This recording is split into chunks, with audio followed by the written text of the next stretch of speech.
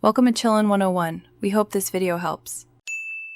You begin by confirming two essentials: a logged-in Samsung account and offline finding enabled. Open Settings, go to Biometrics and Security, then activate offline finding. This lets nearby Samsung devices relay location when your phone is offline. Once done, enable Remote Unlock so you can access lock screen features remotely. Make sure location services are active. With these toggles on, the offline mesh can start reporting the device to Samsung. You now trigger the locating process from Find My Mobile, Samsung, Com, or the Find My Mobile app on a secondary Galaxy. Sign in with the same Samsung account, pick the missing device, and request locate.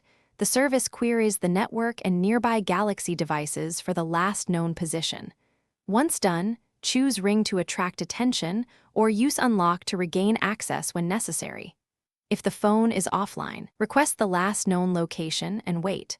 Offline finding relays updates when another device passes nearby. You finish by acting on the reported coordinates. Head to the map location, use Ring to pinpoint position, and visually scan nearby spots. If you find the device, disable Remote Erase and secure it. If not, lock the phone with a message and phone number so anyone who finds it can contact you. Make sure to monitor Find My Mobile for updated pings.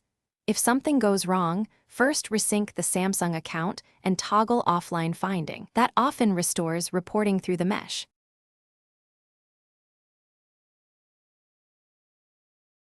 Thanks for watching. Consider subscribing if we helped you.